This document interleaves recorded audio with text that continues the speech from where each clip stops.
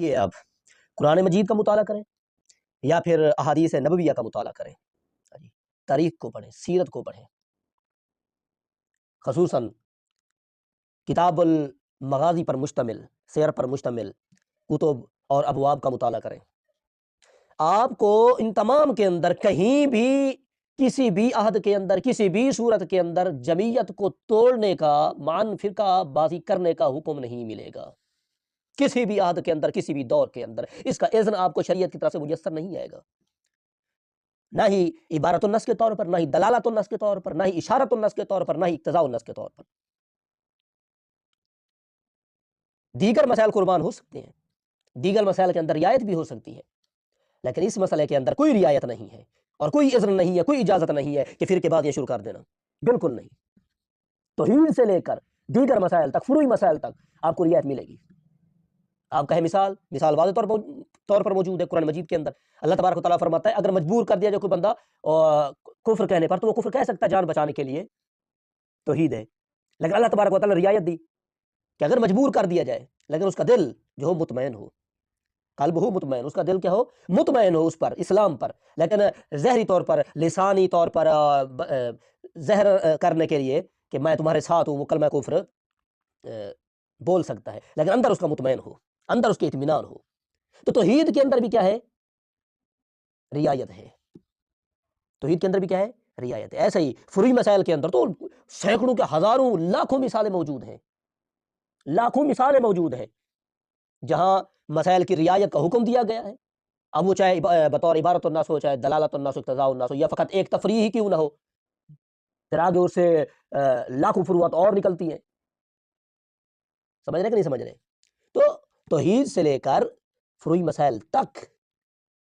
آپ کو ادوار کے مطابق یا بغیر ادوار کے رعایت ملے گی، حالات کے مطابق یا بغیر حالات کے، کسی بھی طور پر رعایت ملے گی، لیکن وحد مسئلہ جمعیت ہے، اس کے اندر آپ کو رعایت نہیں ملے گی، اس کے اندر آپ کو رعایت نہیں ملے گی۔ معاً یہ بھی مفہوم ذہن نشین کر لیں کہ شریعت کے دوسرے جو مسائل ہیں وہ جمعیت پر قربان ہو سکتے ہیں، لیکن جمعیت مسائل پر قربان نہیں ہو سکتی۔ مثلا ہماری فقہ کے اندر موجود ہے، سجدہ صاحب عید کی نماز کے اندر اگر مجمع زیادہ ہو تو وہ معاف ہے۔ کتب فقہ کے اندر واضح طور پر، عامہ کتب کے اندر واضح موجود ہے کہ اگر مجمع بہت زیادہ ہو اور امام سے کوئی غلطی ہو جائے تو سجدہ صاحب اس پر معاف ہے، سجدہ صاحب اس پر معاف ہے۔ نیچے محشین حضرات اور شارحین حضرات جو ہے وہ نیچے ذکر کرتے ہیں اس مسئلے کی وضاحت کے اندر کہ سجدہ صاحب یہاں پر جو معاف ہو رہا ہے اس کی وجہ کیا ہے، سبب کیا ہے؟ تو وہ کہتے ہیں سبب یہ ہے کہ اگر مجمع زیادہ ہے، اس سے غلطی ہو جاتی ہے، اس کا تھوڑا طریقہ بھی مختلف ہے، تو لوگوں کے اندر انتشار کا خدشہ ہے، لوگوں کے اندر انتشار کا خدشہ ہے، جمعیت کے ٹوٹنے کا خدشہ ہے، وہ جو امن کی فضا ہے اس کے آلودہ ہو جانے کا خدشہ ہے۔ اس وجہ سے شریعت نے جب مجمع زیادہ ہو، امام سے کوئی غلطی ہو جائے تو عیدین کی نماز کے اندر سجدہ صاحب کو معاف رکھا ہے۔ ہو گیا قربان سجدہ صاحب،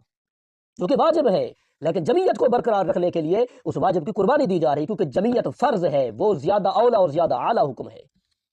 اس کی اولاً پاسداری کرنی چاہیے۔ ایسے ہی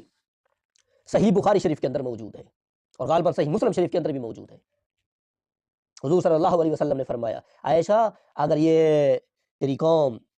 یہ نئی اسلام کے اندر نہ آئی ہوتی تو میں حتیم کو کعبے کے ساتھ ملا دیتا، یعنی جو اصل بنیاد تھی اس پر میں کعبے کی عمارت جو استوار کرتا۔ یہ حتیم، یہ جو حصہ آج تک بچا ہوا ہے کعبے کے ساتھ، حضرت ابراہیم کا اصلی کعبہ وہی تھا جو آپ نے بنایا تھا، یہ حتیم اندر ہی آتا تھا، لیکن قریش نے جب ایک دور کے اندر اسے بنانا شروع کیا، عصر نو اس کی تعمیر کرنا شروع کی، تو روپے پیسے کی قلت کی وجہ سے انہوں نے یہ جو حصہ حتیم کہلاتا اسے چھوڑ دیا، اور جب بن گیا تو پھر وہیں پر وہ اپنی جس طریقے سے بھی عبادت کرتے رہے۔ جب محبوب علیہ السلام مبعوث ہوئے، پھر تبلیغ کا دور آیا، تو آقا علیہ السلام نے توحید سے لے کر فروعات تک ہر مسئلے کی وضاحت کی، تبلیغ کی، لیکن اس مسئلے کو نہیں چھیڑا، بلکہ اکیلے بیٹھ کر حضرت عائشہ سے فرمایا اے عائشہ اگر یہ قوم نئی اسلام کے اندر نہ آئی ہوتی نا، اور نہ ہی اگر مجھے ان کے انتشار کا خوف ہوتا، تو میں پرانی بنیاد پر کعبہ کی کیا کرتا، تعمیر کرتا، لیکن اگر میں اب کرنے لگ جاؤں تو یہ لوگ کہیں گے ہمارے یہ باپ دادا سے اس طریقے سے چلا آ رہا ہے، تو پھر وہ انتشار میں پڑ جائے گی امت، اس وجہ سے میں حتیم کو وہیں چھوڑ رہا ہوں۔ قبلہ جس کی طرف نماز منہ کر کے نماز پڑھنا فرض ہے، اس قبلے کی رعایت کی جا رہی ہے، کس کے لیے؟ جمعیت کے لیے، کہیں انتشار نہ ہو جائے مسلمانوں کے اندر، کہیں تفرقہ نہ ہو جائے، کہیں امن کی فضا آلودہ نہ ہو جائے۔ اس وجہ سے محبوب